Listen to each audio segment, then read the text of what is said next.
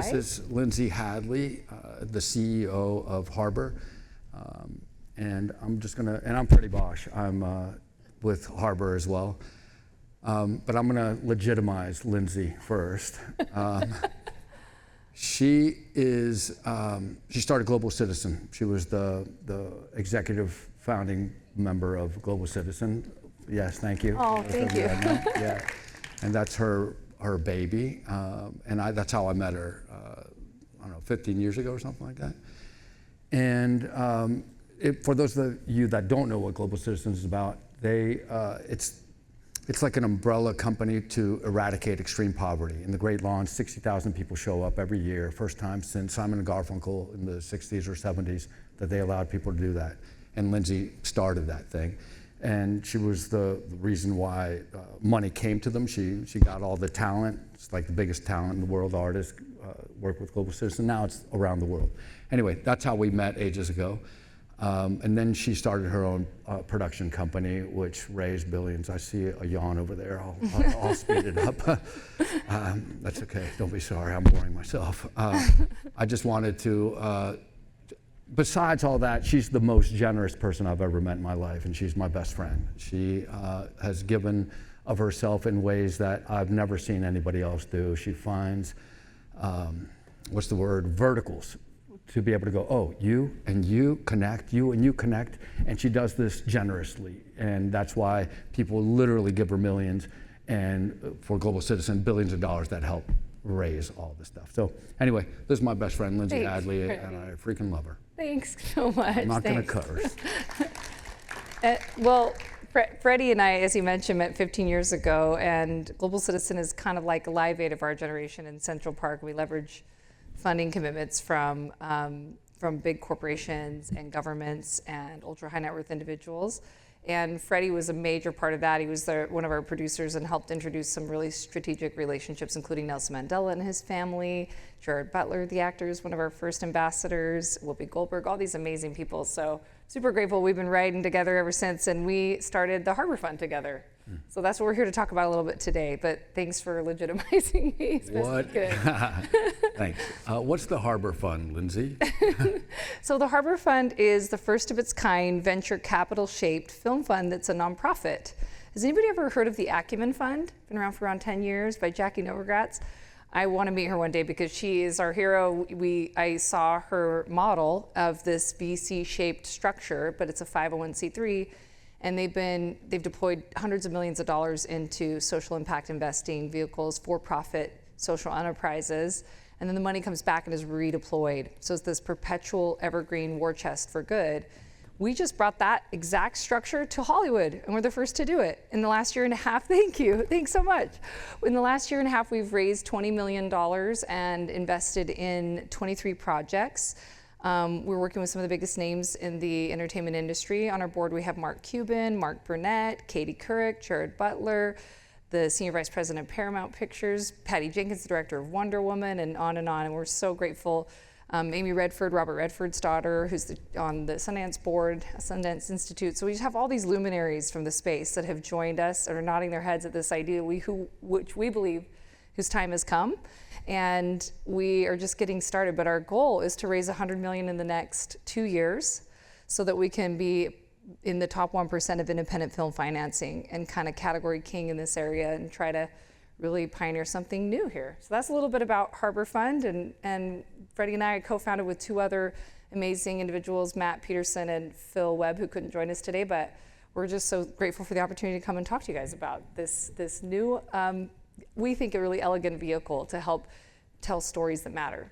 Why is it elegant? Well, I think because philanthropists currently have been donating for documentaries since before anyone in this room was born, and as grants, public television, many of you may know, getting funding and receiving funding, and getting that tax deduction to be patrons of the arts, so to speak, has already been on deck, but it hasn't really been done up until recent years. It's definitely an idea, as time has come, as I said, to do it for feature films or television. And I remember when I first pitched this idea to Mark Burnett, who's arguably the most successful television producer in history, he said, is this legal? That was his first question. And then I said, yeah, I mean, it is. And I explained the Acumen Fund is a great case study for 10 years doing this. And he said, well, then why has no one done it? Because it's very dumb smart. And I couldn't agree more. The reason I think no one has done it, my best assumption is that philanthropists have been allergic to the idea of someone like Leonardo DiCaprio getting his $17 million appearance fee.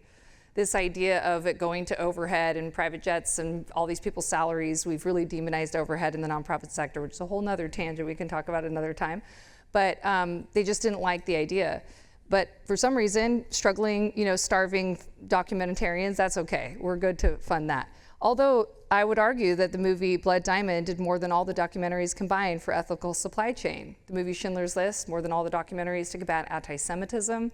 The movie Hotel Rwanda, more than all the docs for genocide, and Aaron Brockovich, more than all the docs about corporate greed. I mean, I think it's very clear to say that if you're going to touch the zeitgeist of culture, hire the kings and queens of culture, and let's enable them to do their craft at the greatest scale possible so that we can have a market saturation. And so that's the concept of Harbor, and we're having people, nod their heads right now, which is really exciting. It's got more tailwind than I think anything I've ever been a part of, and we're really looking forward to it. Why do you think it has more tailwind than Global Citizen, for example?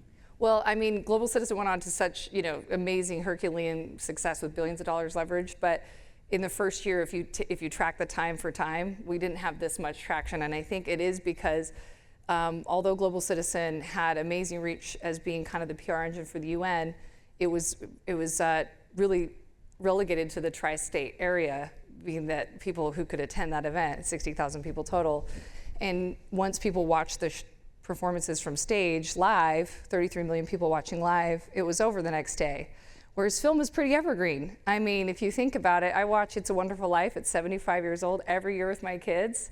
And the idea that you can just keep watching films in perpetuity and they can reach, billions of people across the globe as long as they have a screen or access for distribution is pretty compelling. And I think philanthropists are more sophisticated today, and they understand that we don't want the cheapest available Band-Aid to address our societal ills. We want the greatest possible lever. And so I think that's why people are getting involved. And why would you say film is the greatest possible lever? Yeah, well, this is where, this is basically our thesis, right? Freddie and I agree with this. In fact, Freddy has a background as a creative and a storyteller. He's an actor, a producer. He also starred in an off-Broadway called De La Guardia. It was kind of like Cirque du Soleil. He was running up around the ceilings.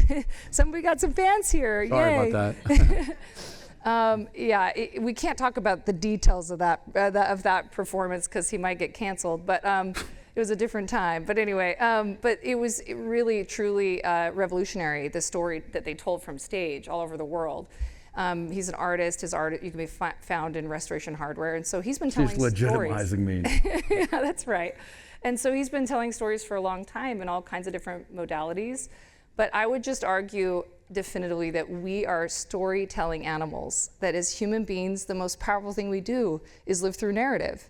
If I come here today and I'm looking at this audience as all of you guys as a vehicle for my approval, or an ATM to support my initiative, or someone to get access to someone else, you're gonna feel that. But if I see you as the worthy, beautiful human being that's my equal, that has your own dreams, your ambitions, your own desires for how you wanna show up in the world, and I honor that with mutuality, there's no asymmetry in our dynamic, you're gonna feel that. That's a story that I tell myself. If I told myself I could never amount to anything because I grew up in a tiny hick town in Utah, where I was raised in an LDS Mormon community where no woman I knew had any form of a career outside of, we had some secretaries and teachers at the school, maybe in a local small business like, the veterinarian secretary and a bus driver. All the women were stay-at-home moms, and when I was studying school and college, my dad said, it doesn't really matter what you study, you're just gonna be a mom. And if I had believed that story and it limited what I would have accomplished in my life, I wouldn't be here today. So the stories that we tell are so insurmountably important, and I believe that we at Harbor are doing everything we can to hijack the most powerful PR engine in the world, that is Hollywood for good. And that's basically our premise, is we believe that these are empathy-making machines, and that if you want to change the things people do, you have to change how they feel first. And it's through story that we change our emotions. Anything else? You have a question? Yeah, questions. Yeah, I'm really curious Yeah. If you invest in the film and then the film Yeah. profit makers, that goes back into the fund and gets reinvested. Exactly, thank you. So for those who maybe didn't hear his question, he asked, what's the actual mechanics of the fund? So think like traditional venture capital, except for we don't have any LPs, these are benefactors. So think of them more as patrons of the arts. They donate, and almost always for a specific film project. It's very like almost special purpose vehicle, to use language that would be familiar to many of you here.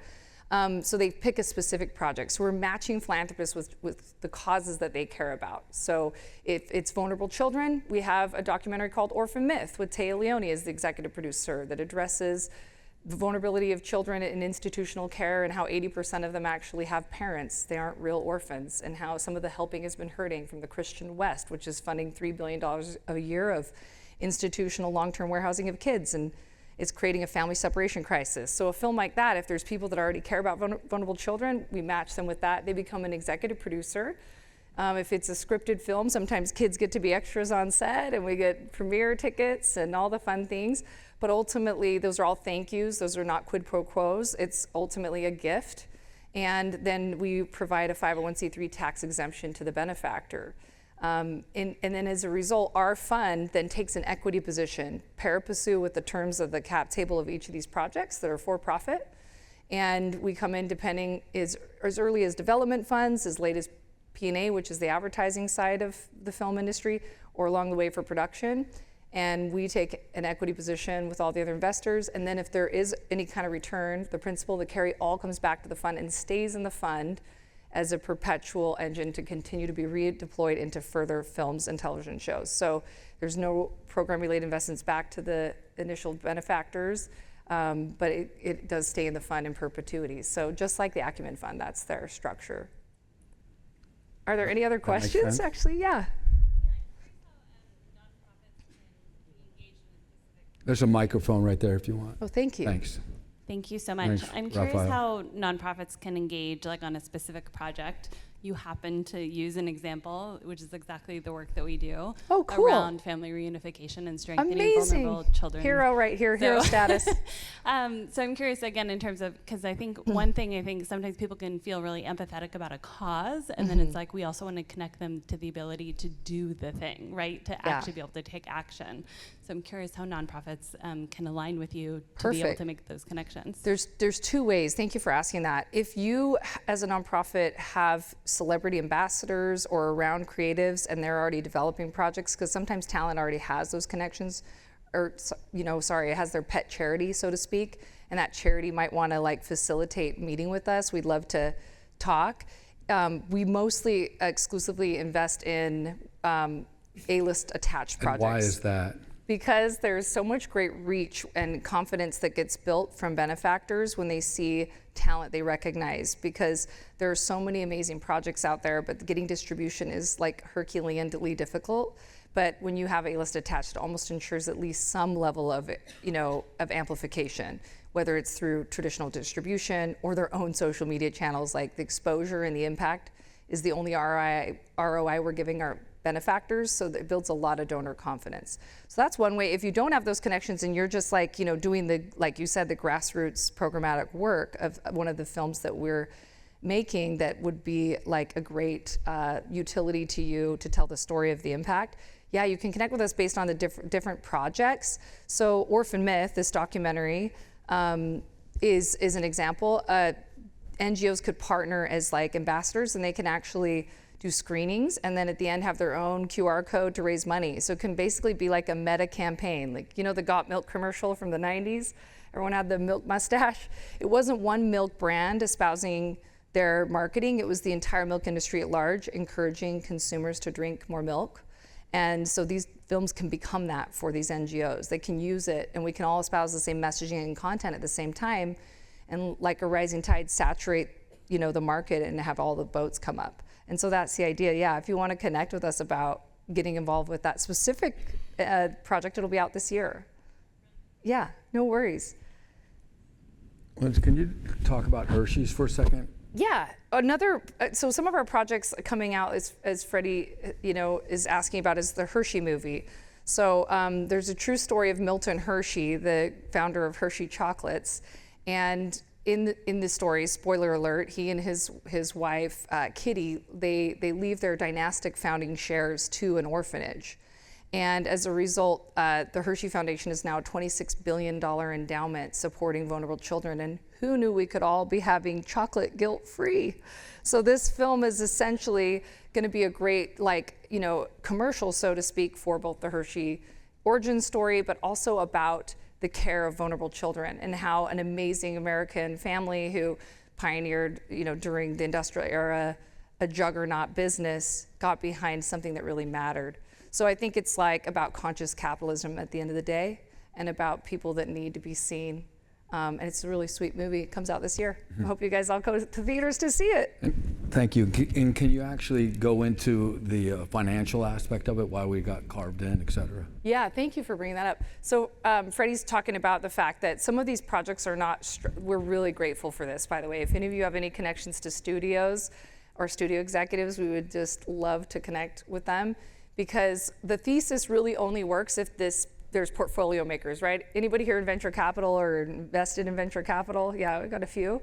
So, the diversification of your investments is really the thesis, is that you're gonna have some loss leaders, some that are gonna do okay, maybe 50 cents on the dollar, and then some are gonna be essentially portfolio makers. They're gonna literally take the entire thing to see the returns for your fund. And so in our case, that's the strategy. We got to have a couple winners, right? We got to have a couple blood diamonds or Schindler's Lists or, love on the spectrums or something. And so we're really grateful, because something we didn't anticipate when we started this was that these studio executives are carving us in on fully funded projects that they don't need our money, but they saw what we're doing at Harbor, and they could see it was an amazing way to support the future pipeline of creatives that they're currently not greenlighting.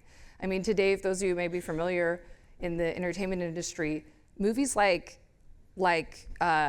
Rain Man wouldn't be greenlit today, wouldn't have a theatrical release. It's just like a travesty, because they're basically taking very little risks right now. They've oversaturated the streamers, and they're essentially going unless it's repeat IP, live action, something that they just try to choose big blockbuster hits, because it's such expensive and difficult thing to distribute, and they're trying to maximize for shareholder values now.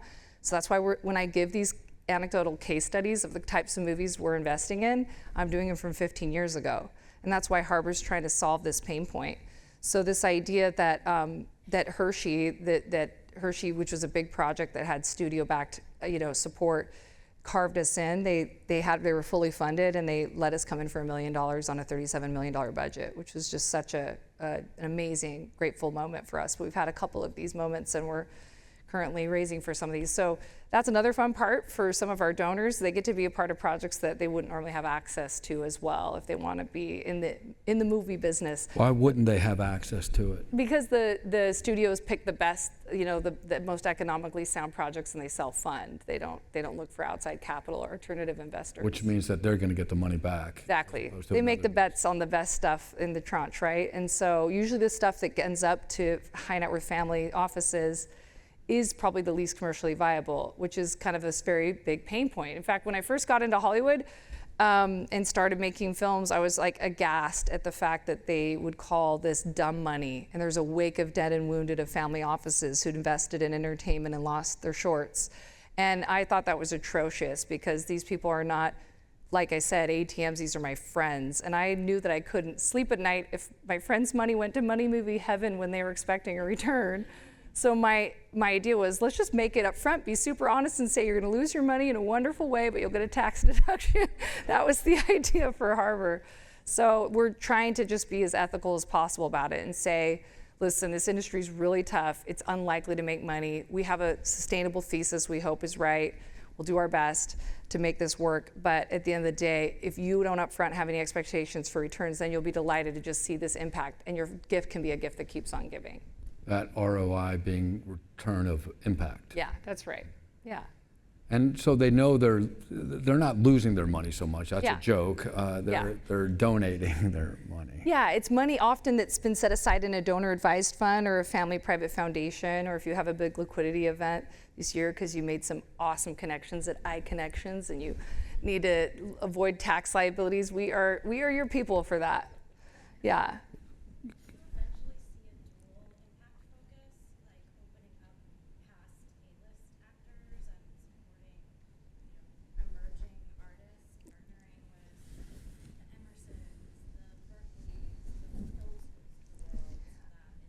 Yeah.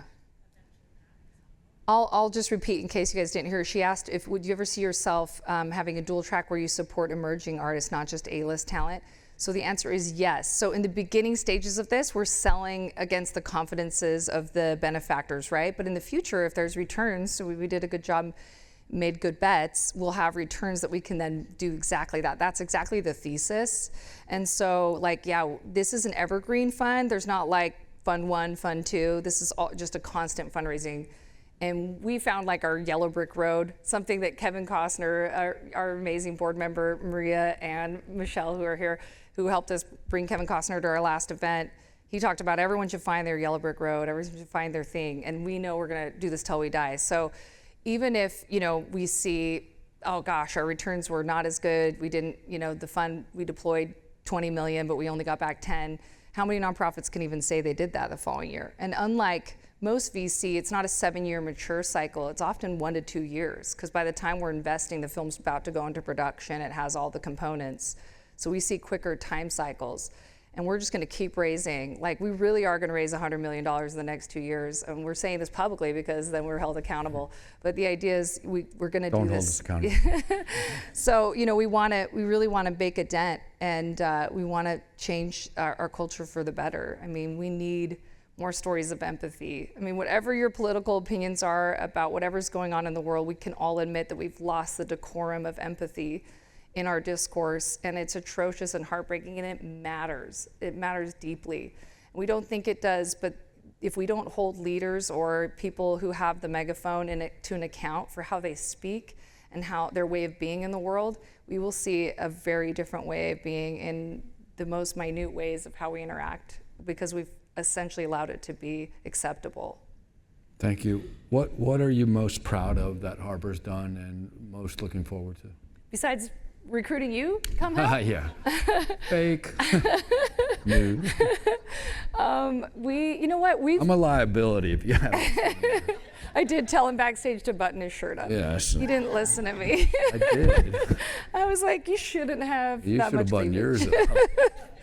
So obviously we are a different flavor. We're from Hollywood, guys. Yeah. But yeah, I think, the proudest thing I think that we've had is, some of the biggest names in the world have now been coming to us. I mean, to have Martin Scorsese's team reach out to us and say, hey, do you want to help invest in a project I'm doing? He's made a documentary about Pope Francis. We're just like, wait, what? Like, we just didn't anticipate that these, again, kings and queens of culture would need our help.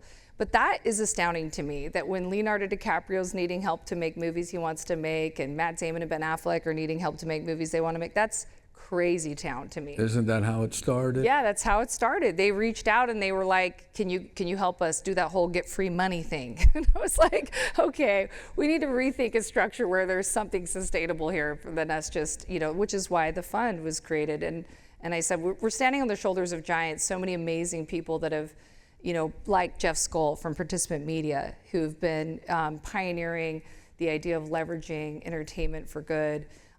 People like Geraldine Dreyfus, who's on our board, who started Impact Partners, who's done over 200 IMDb credits and has taken philanthropic program-related investments into documentaries.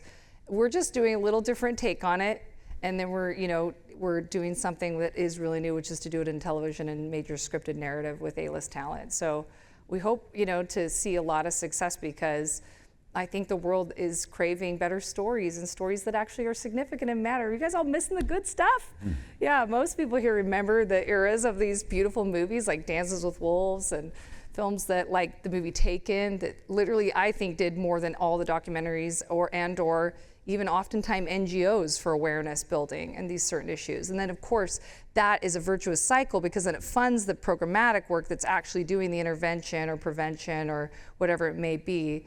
This is a way to really shift the dynamic in a very quick way. I mean, the movie Blood Diamond, I don't know if anybody knows this, but it created such a general public buyer demand signal change that De Beers Mining changed their ethical supply chain policies, and tens of millions of people in sub-Saharan Africa's lives were shifted for the better because of a movie that Leo was in.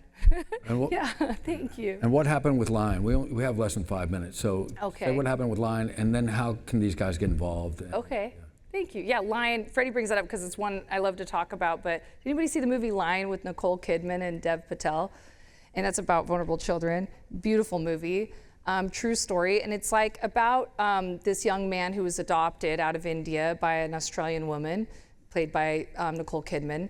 And as in his early 20s, he wants to like find himself and go back to his origin roots and his culture. And he goes to India to come to find out that his parents are living, that he wasn't a true orphan. He was actually an economical orphan, which 80% of all children, as mentioned, living in institutional care have parents. And it's a little bit of, if you build it, they will come. And by funding these orphanages, families are relinquishing their babies there from love. They're seeing it as like a boarding school solution where they'll get education and medical care and all kinds of opportunity. And so they give up their families. But the research is definitive. These children would be better if they stayed in their families of origin. Now there's some situations where there's severe neglect and abuse, and that's not the case, of course, just like in our foster care system. But in the global South, when they're relinquishing them because it's the difference between them getting a dollar vaccine or not, I mean, this is heartbreaking. They're economic orphans, but it's 5 times less expensive to have kids in their families, and it is better for them psychologically. 90% of all human trafficking victims come out of institutional care. All of them have severe PTSD, mental health issues, radical attachment disorder, depression, anxiety. So this movie addresses this issue, and that by telling this amazing hero's journey story with these great actors. Stop you for a second. Can you tell them, and we'll go back to that at the end. Can you tell them what it is that, how they can get involved? Oh yeah, before I finish the thought? Yeah, okay, please. yeah. I got ADD. Liability. No, just kidding. Yeah, you guys can be involved. If first of all, if you have projects that have A-list attached, if any of you know of them or aware of them, or creatives, studio executives, we're dying to meet because we want them all to be a part of this. And then, of course, if you would like to donate, we have so many amazing films and projects, all different issues, and we'd love you to come on and be benefactors and executive producers. We also put on an event every year called the Harbor Film Forum, twice a year, and it's like adult summer camp meets like a benevolent Shark Tank. And we have 20 A-list celebrities get up and they pitch their films from stage, and the room's filled with centimillionaire billionaires. It's a $100,000 donation to attend, so it's a demarcation of pretty significant wealth. And then they get to pick which project their $100,000 goes towards. So like a kid in a candy shop, they can actually deploy it. And then we attach them to those filmmakers. But we hang out and all the deals get done in pickleball courts and horseback rides and in hot tubs. And it's a lot of fun. And Mark Burnett is on our board, but we made the Shark Tank moments a little less mean. There's nobody cries or feels bad. Yeah. People probably sit in this room who are not-for-profits competing for those same dollars. Yeah. And you're having a fantastic time. Mm-hmm. And they're probably thinking, I'd love to be able to tell my donors, hey, we're going to lose half your money, but don't worry, some of it's going to be okay. Mm. How do you wrestle that, the money that you're bringing in is philanthropic money that could do other things as well? It's such a beautiful and fair question, and as an operator of nonprofits in my career, I've worked with hundreds of nonprofits, both deploying capital to them, raising capital. I had a consultancy for 10 years and have built and been a part of as special forces team for so many groups that are doing the kind of work you're talking about. And his question was like, how do you justify that when it's all going to the screen? Well, we're not losing their money like to nothing. The films still get made. I'm just talking about the returns to then redeploy. So it's not like there isn't an outcome or an ROI of impact, right? So this is like essentially taking all the overhead out of these NGOs and putting it on a screen that'll help them all. So I have no problem justifying it because we're leveraging these A-list celebrities and all of this glitz and glamour and excitement of all this stuff to touch culture, because as long as we live, there'll always be patrons of the arts. The Medicis gave us all Michelangelo and gave us Sistine Chapel. How do you put a price tag on something like that? It's pretty difficult to deny that will continue to be. We're just now leveraging it for good. And we're making sure that the biggest benefactors are those who are doing the amazing heroic work on the ground, the day-to-day slogging it out. So I know it's a little bit of a new thinking because people often demonize overhead and stuff like this. I think it's archaic to think Sorry, that way. that's our time, but there's a movie that, a documentary that Lindsay did called Uncharitable that is all about that. It's about, Dan Pallotta, I executive produced that with Dan Pallotta, his work. Maybe is a helpful way to think about it. And then lastly, I'll just share That's that. our time. Finish the story, please. Oh yeah, with just Dev Lion. Patel. I'll just share this, that Dev Patel and Nicole Kidman didn't even know this, but Tay Leone, who's a part of Harbor Fund, she's the executive producer of the Orphan Myth Doc. Her grandma founded UNICEF, and UNICEF actually saw the movie Lion, and because of it changed their policies of how to address vulnerable care, and they got 1.2 million kids into families because of the movie. And the filmmakers didn't even know this, so I recently told the producer, how exciting.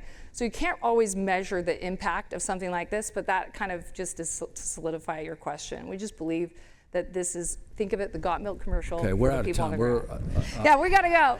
Thank you. Thank you so much. Thank you.